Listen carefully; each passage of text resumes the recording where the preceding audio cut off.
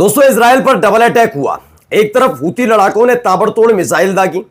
इस मिसाइल जो दागी गई है उसको लेकर एक बहुत महत्वपूर्ण खबर आपको दिखाने जा रहा हूं। अमेरिका जो लगातार इजराइल को अपने हथियार बेचकर उसको बचाता रहा अलग अलग अंतर्राष्ट्रीय संस्थाओं संगठनों में, खबर यह निकल कर आ रही है कहीं नेतन्याहू इस बात पर लेकर आग बबूला ना हो जाए कि 2 दिन पहले हूती लड़ाकों ने जब ड्रोन दागे थे तब भी उनका आयरन डोम काम नहीं कर रहा था, मतलब इंटरसेप्ट नहीं कर पाया।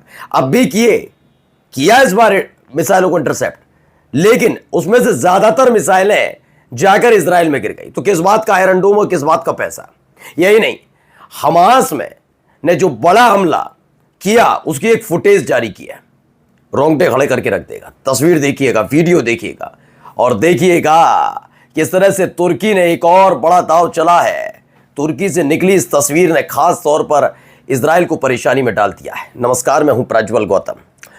कई बार यह सुना आपने भी होगा कि कहा जाता है इजराइल अकेला ऐसा एक देश है जो तमाम मुस्लिम परस्त देशों को मुंह तोड़ जवाब दे रहा है। वो बात अलग है, उसकी घिग्गी बंदी रहती है, ये बात हम आप तक पहुंचाते हैं। एक होता है जबरदस्ती प्रोपेगेंडा बनाना है। इजराइल को देखो, उसने कतर पर हमला कर दिया, उसने यमन पर हमला कर दिया, उसने लेबनान पर हमला कर दिया, उसने सीरिया पर हमला कर दिया, फिलिस्तीन पर हमला कर दिया। ये कहानियां सुनाई जाती हैं, कथा कहानियां।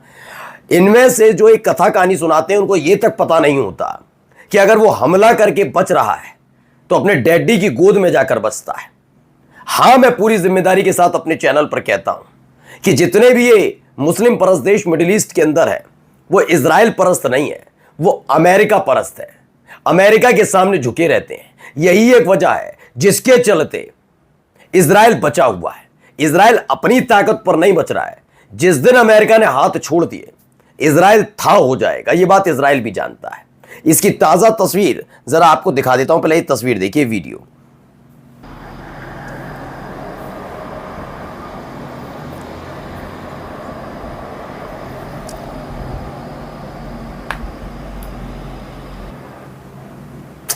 तो ये फुटेज निकल कर आई, यमनी मिसाइल जा रही है। ये इजराइल के ऊपर की तस्वीर है। इजराइल में जब हमला हुआ उस वक्त की ये तस्वीर निकल कर आई। इसमें एक महत्वपूर्ण खबर यह है कि जब यह हमला हुआ तो भारी उम्मीद जताई जा रही थी कि एक शहर इलत ही उनके निशाने पर है अब, लेकिन तेल अवीव पर हमला करके एक बार फिर से यमन ने बता दिया कि वो अपने वादे से मुकरा नहीं है और इजराइल का नक्शा बदले बिना नहीं मानेगा। इस हमले के बाद की कई और तस्वीरें भी निकलकर सामने आई हैं। पहले ये वीडियो देखिए।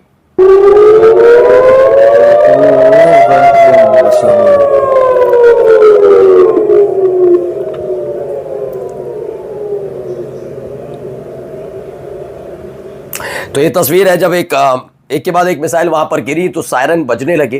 खबर यह है कि हजारों की तादाद में लोग ये ढूंढ रहे थे कि कहां छिपा जाए। यानी पहले से ही फिलिस्तीन वाला मसला कि फिलिस्तीन को मान्यता मिल गई और दूसरी तरफ यमन की तरफ से लगातार हमले हो रहे हैं। हूती लड़ाके अब हमला ये अगर सोच के चल रहे हैं ये कि गजा से आईडीएफ बाहर आ जाएगा या ये हो जाएगा, तो ये होने वाला नहीं है। दरअसल इन्होंने गलती ये कर दी कि यमन के हूती लड़ाके गजा पर हो रहे हमले को लेकर, हमास नहीं गजा, कभी आपने हूती लड़ाकों को ये नहीं सुना होगा कि हमास पर हो रहे हमले रोकिए। वो कहते हैं गजा और फिलिस्तीनियों पर हो रहे हमले को रोकिए। तो हमास को दरकिनार करके उन्होंने हमेशा फिलिस्तीन की और फिलिस्तीन के मासूम नागरिकों की बात की।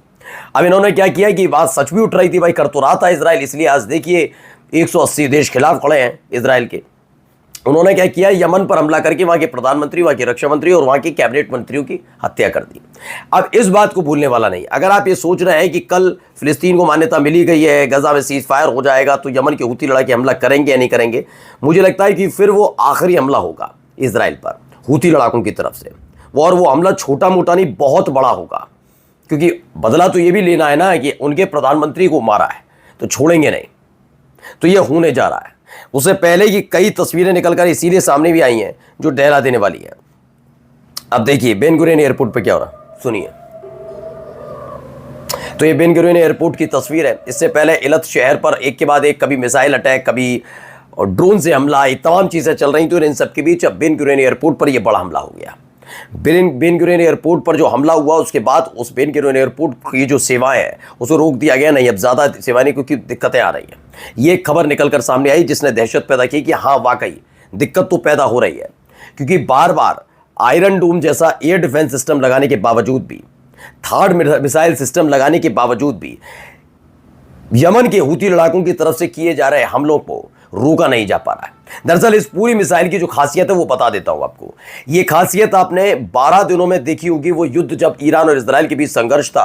अनोखी तरह की एक मिसाइल याद है जो ईरान ने दागी थी, हर कोई परेशान था ये कैसी मिसाइल है, वैसी ही मिसाइल दागी जा रही है।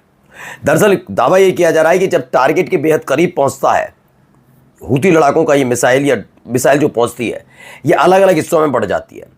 उधर से इंटरसेप्टर शुरू होता है, ऐसा नहीं आयरन डोम काम नहीं करा आता है, लेकिन जब एक मिसाइल कई हिस्सों में बढ़ जाती है, मान के चलिए 2 ही हिस्सों में बढ़ गई, तो इंटरसेप्टर एक हिस्से को उड़ा देता है, लेकिन दूसरा हिस्सा कौन उड़ाएगा?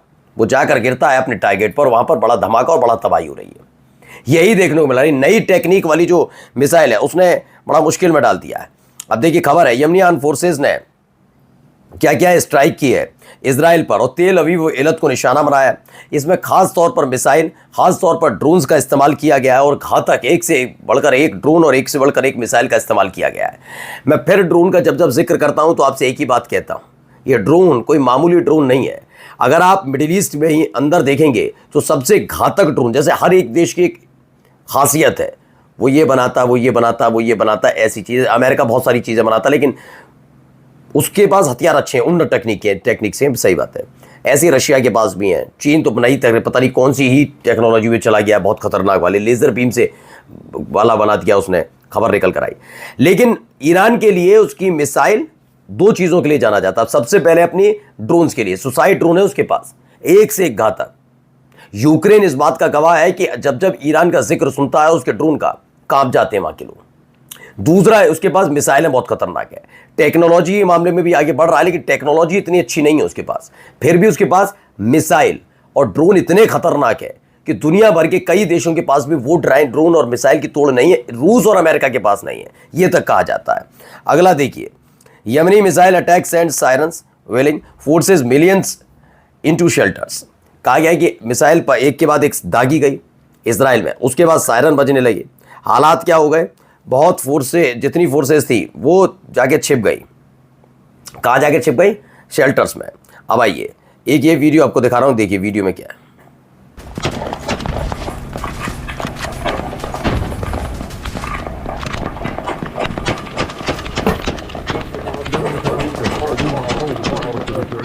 तो आपको याद होगा कि एक हमने खबर दिखाई थी, एक तकरीबन 1.5 महीने पहले की खबर है, जब हमने आपको दिखाया था कि खान यूनुस में एक ज़बरदस्त स्ट्राइक की गई हमास की तरफ से और इजराइल के कई सैनिकों की उसमें मौत हो गई।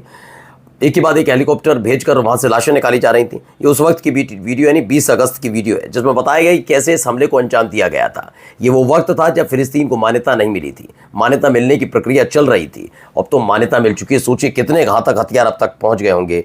और जाते जाते देखिए ये वीडियो है।